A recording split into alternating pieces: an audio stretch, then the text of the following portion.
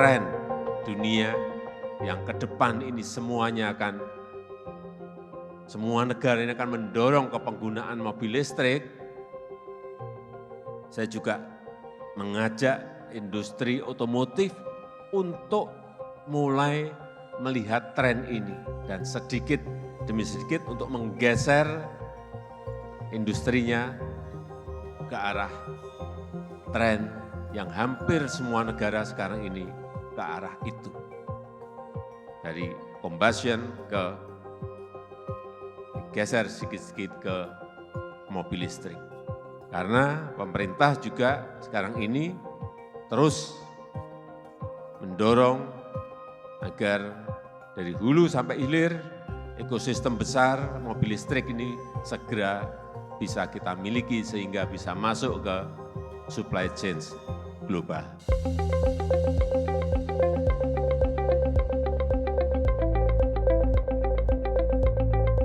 Pemerintah terus mendorong masyarakat beralih dari penggunaan kendaraan berbahan bakar fosil ke kendaraan listrik yang lebih ramah lingkungan. Mendukung program ini, pemerintah meluncurkan kebijakan subsidi kendaraan listrik sebagai salah satu cara efektif untuk mendorong masyarakat agar lebih memilih kendaraan listrik sebagai alternatif transportasi. Dalam program bantuan pembelian kendaraan listrik, pemerintah memberikan insentif mulai dari pembebasan pajak kendaraan bermotor, diskon harga kendaraan listrik, serta pengembangan infrastruktur pengisian daya yang lebih terjangkau dan mudah diakses. Subsidi kendaraan listrik pun diklaim selain ramah lingkungan, juga ramah kantong konsumen. Dengan adanya subsidi kendaraan listrik, konsumen dapat membeli kendaraan listrik dengan harga yang lebih terjangkau, serta biaya operasional yang lebih murah jika dibandingkan kendaraan berbahan bakar fosil. Tren penjualan kendaraan bermotor listrik berbasis baterai atau KBLBB menurut data Gabungan Industri Kendaraan Bermotor Indonesia atau GAIKINDO terus mengarah pada tren yang positif. Meski volume penjualan wholesale mobil listrik berbasis baterai di pasar domestik pada Januari 2023 mencapai 298 unit atau turun sekitar 87% month to month dibandingkan Desember 2022. Namun pencapaian pada Januari lalu tercatat masih lebih tinggi, sekitar 727% year on year dibandingkan Januari 2022, yang mengindikasikan trennya secara umum masih sangat baik.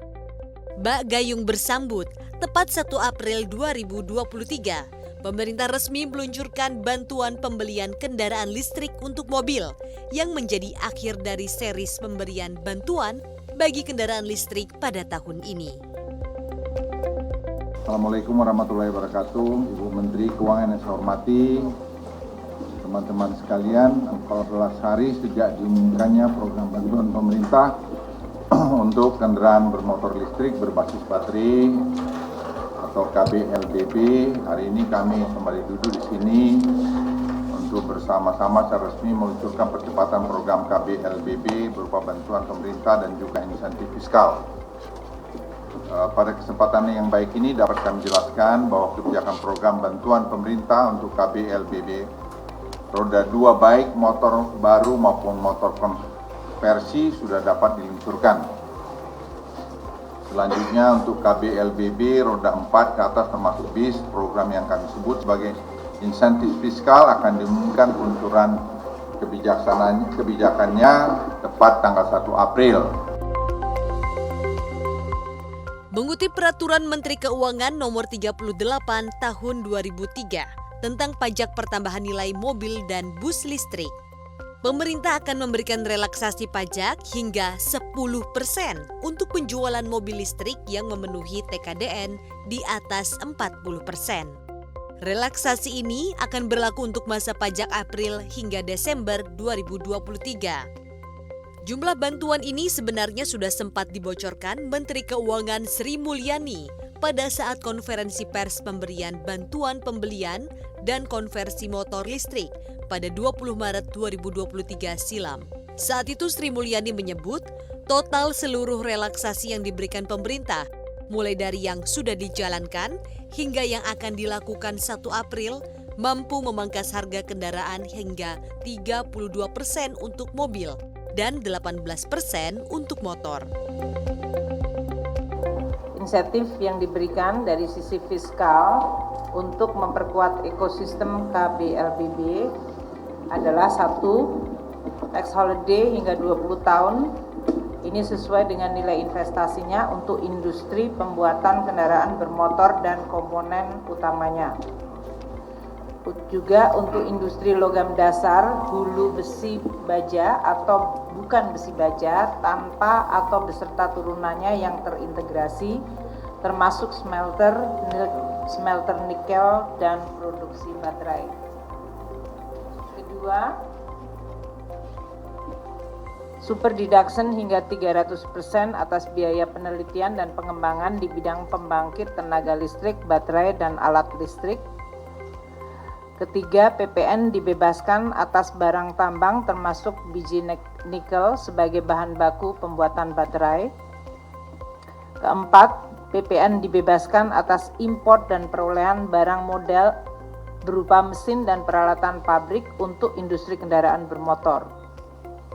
Kelima, PPN BM untuk mobil listrik dalam negeri beserta program Kemenperin sebesar 0% dibandingkan dengan kendaraan non-listrik yang minimal PPN BM-nya 15%. Keenam, bea masuk MFN import mobil incompletely knocked down atau IKD 0%. Bea masuk import completely knockdown atau CKD 0% melalui beberapa kerjasama FTA dan CEPA termasuk Korea dan China. Ketujuh, pajak daerah berupa pengurangan bea balik nama kendaraan bermotor atau BBN kendaraan bermotor dan pajak kendaraan bermotor atau PKB sebesar 90%.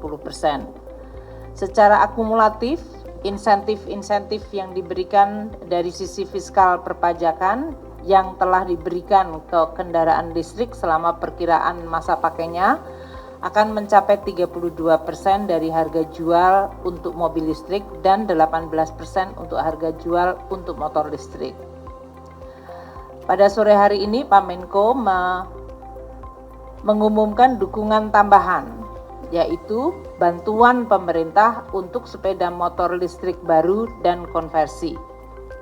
Jadi tadi yang pertama adalah yang sudah selama ini fiscal policy dan fiscal insentif yang diberikan untuk membangun industri mobil dan motor listrik. Sekarang kita memberikan tambahan bantuan pemerintah untuk sepeda motor listrik baru dan konversi. Para pelaku bisnis pun menyambut baik hal ini.